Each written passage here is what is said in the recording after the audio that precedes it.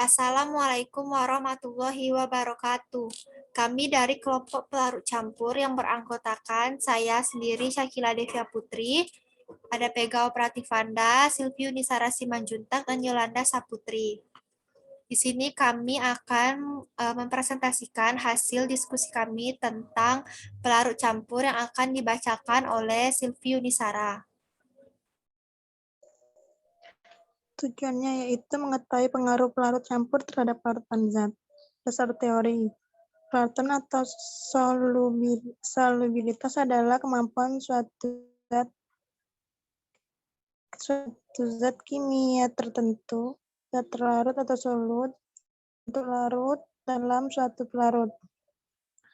Solvent kelarutan dinyatakan dalam jumlah maksimum zat pelarut yang larut dalam suatu pelarut pada keseimbangan. Larutan hasil disebut larutan penjenuh. Zat yang tertentu dapat larut dengan perbandingan apapun terhadap suatu pelarut.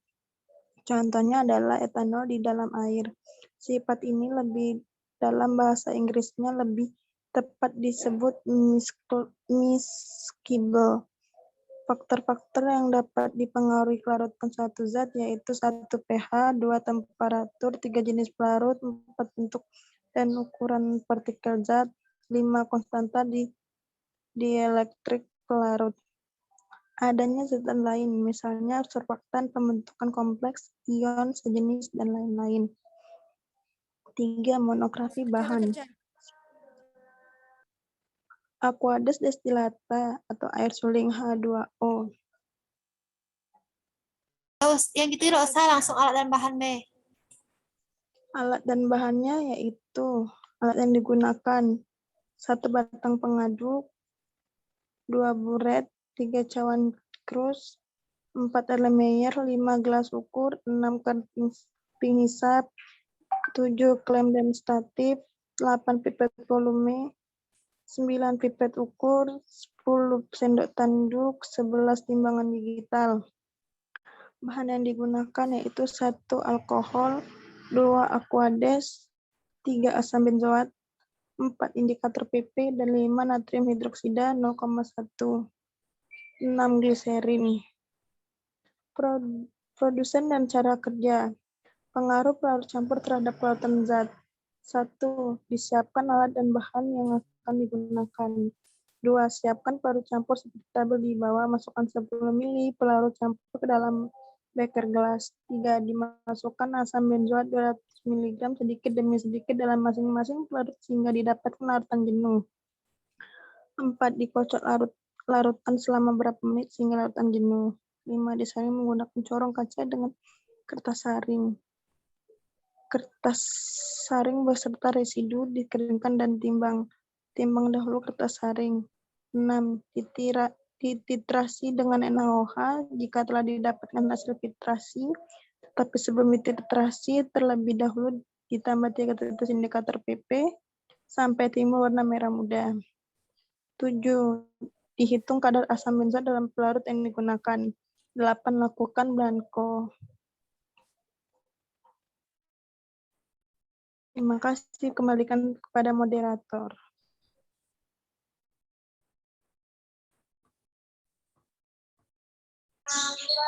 Selanjutnya, untuk data dan hasil pengamatan akan dibacakan oleh Yolanda. Baiklah, saya akan membacakan data dan hasil pengamatan dari kerja kelompok kami. Yang pertama ada pelarut. Pelarut di sini ada pelarut A, B, C, dan D. Yaitu kemudian ada aquadesnya 60, 40, 20, dan 10. Etanol 10, 20, 40, dan gliserol 30, 40, 40, dan 30. Selanjutnya ada volume 1 dan volume 2. Volume 1 dan volume 2 ini maksudnya adalah hasil titrasi pertama dan titrasi kedua diperoleh data 2,6 mili dan pada V2-nya pada volume keduanya ada 1,6 mili, rata-ratanya 2,1 mili. Kemudian pada pelarut B itu pada percobaan 1 0,8 pada volume 2 0,5 didapat rata-ratanya 0,65. Kemudian pada pelarut C itu pada percobaan satunya 0,2, pada volume keduanya 0,4 didapat rata-rata 0,3. Kemudian pada pelarut D itu 0,5 pada percobaan 1, kemudian percobaan 2-nya ada 0,3 dengan hasil rata-rata 0,4. Kemudian ada perhitungan. Perhitungan di sini yang pertama ada pembakuan NaOH, di mana pembakuan NaOH ini dapat dihitung melalui berat zat larut atau asam oksalat dibagi sama dengan 10 mili NaOH sama dengan 0,01 mili, yaitu 10 per 1000 dikali 0,01 diperoleh hasil 0,001 mol. Kemudian 2 NaOH masukkan ke nama senyawanya. 2 NaOH ditambah H2C2O4 dikurang C2O4 dikurang Na2CO4 ditambah H2SO, yaitu meliputi 0,001 ditambah 0,005. Kemudian ada berat asam oksalat di sini diperoleh hasil 0,005 dikali 126 sama dengan 0,0063 dibulatkan menjadi miligram menjadi 6,3 miligram. Kemudian ada rata-rata NaOH yaitu 8,25 mili, asam oksalat 6,3 miligram sama dengan 6,3 dikali 10 pangkat min 3 dibagi 126 diperoleh hasil 0,05 dikali 10 pangkat min 3 atau sama dengan 5 dikali 10 pangkat min 5 mol. Kemudian masukkan ke dalam senyawa ini, yang di atasnya ada nama senyawanya, kemudian di bawahnya masukkan ke rumus 10 pangkat min 4 mol, kemudian 5 dikali 10 pangkat min 5, volume rata-ratanya diperoleh 8,23. Kemudian di sini mol asam oksalat 1000 per 8,23 dikali 10 pangkat min 4 sama dengan 0,1 per 8 per 3 diperoleh hasil 0,012 mol. Baiklah, di sini ada perhitungan pelarut campur A, di mana volume rata-rata NaOH yang terpakai sama dengan 0,1 mili, pembakuan NaOH-nya sama dengan 0,012 Newton N, kemudian ada berat BM asam benzoat sama dengan 122,12. 1 mol NaOH itu sama dengan 0,1 dikali 0,012 diperoleh hasil 0,000252. Kemudian berat asam benzoat sama dengan massa mol dikali BM zat atau berat massa, masukkan ke angkanya, kemudian diperoleh hasilnya jadinya 0,000252 dikali 122,12 diperoleh hasil 0,03 gram dalam 10 mili.